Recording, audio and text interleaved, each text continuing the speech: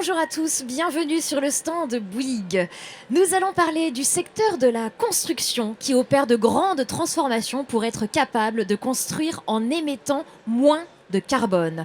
Nous avons le plaisir de recevoir Pascal Minaud, directeur général de Bouygues Construction, pour introduire ce sujet de grande ampleur. Bonjour Pascal Minaud. Bonjour à tous. Alors, le groupe Bouygues a pris des engagements très forts en matière de réduction de son empreinte carbone. Dans votre secteur, Pascal, celui de la construction, ça représente un vaste chantier, hein, on peut le dire. Alors, comment et depuis quand Bouygues Construction s'est engagé dans cette stratégie bas carbone ? Peut-être rappeler qu'on est engagé sur les thématiques développement durable depuis plus de 20 ans déjà, sous l'impulsion de Martin Bouygues, qu'on a beaucoup travaillé sur l'efficacité énergétique depuis ce moment. Et par contre, la prise de conscience carbone, elle remonte à quelques années, ce qui fait qu'il y a 3 ans, en 2019, on a pris effectivement un engagement de réduction de nos émissions carbone, moins 40% sur les scopes 1 et 2, et puis moins 30% sur le scope 3 pour les experts. Très bien, donc depuis ces 3 dernières années, un engagement très fort. Et concrètement, qu'est-ce que ça change dans votre façon de faire votre métier ? Comment est-ce qu'on fait pour construire bas carbone ? Alors, on fait beaucoup de choses, effectivement, ça change aux différentes phases finalement de notre activité, et puis c'est un peu différent selon qu'on est sur les activités de construction neuve ou de rénovation. Sur la construction neuve, finalement, il y a trois grands leviers pour jouer sur le bas carbone. Un, c'est l'éco-conception. Grosso modo, comment concevoir des bâtiments qui vont faire appel à moins de matériaux, parce qu'ils ont été mieux conçus, optimisés, orientés, programmés également. Donc mettre moins de matériaux, c'est une forme de frugalité sur les matériaux. Le deuxième levier, c'est le bas carbone. Donc c'est faire appel aux matériaux bas carbone. Les matériaux traditionnels sur lesquels on travaille avec des partenaires pour en baisser l'empreinte carbone, c'est le béton, c'est l'acier, c'est les métaux, c'est le verre.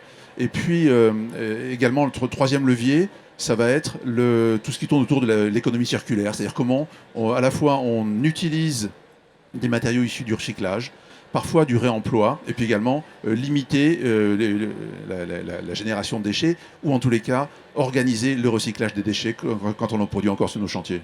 Parfait. Et puis bien sûr, deuxième point, c'est la rénovation, de développer cette activité de rénovation, à la fois pour donner une seconde vie à certains bâtiments, ou simplement, et c'est malheureusement le cas et un besoin très très fort, traiter le sujet des passoires thermiques et donc améliorer massivement l'efficacité énergétique des bâtiments existants.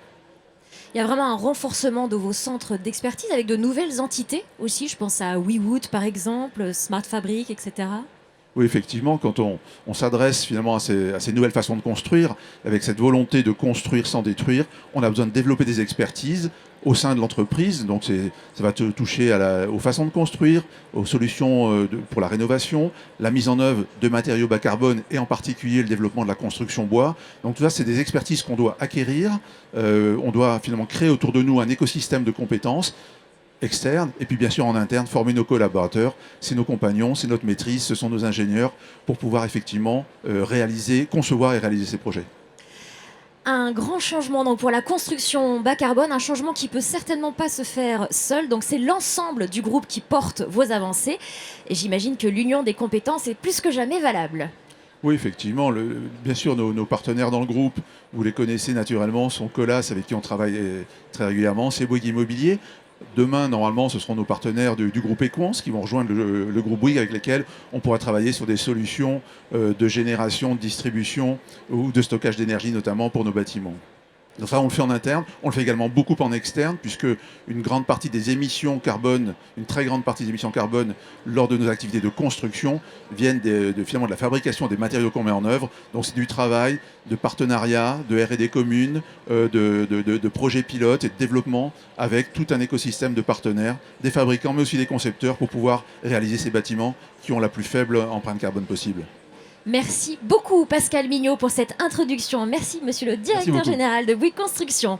Merci. Après ce tour d'horizon des leviers de performance environnementale pour la construction bas carbone, des partenariats et de la formation aux nouvelles compétences, quel est votre ressenti, Pascal ? D'abord, je vois que c'est un sujet passionnant et on voit toute l'énergie, l'intérêt, l'intelligence qui est apportée par tous nos collaborateurs sur ces sujets de la construction bas carbone.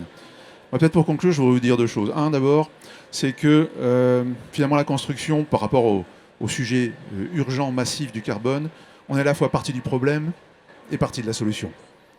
partie du problème, on a beaucoup parlé, hein, c'est comment on réduit au travers de notre activité les émissions de carbone. On vous a donné quelques exemples de pistes.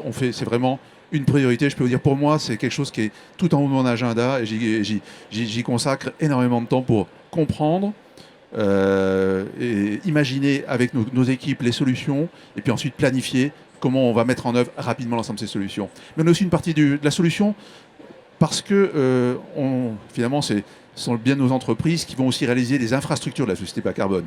On parle d'énergie bas carbone, on parle de mobilité bas carbone, on parle d'infrastructures digitales. On est aussi là finalement pour réaliser l'ensemble de ces infrastructures demain.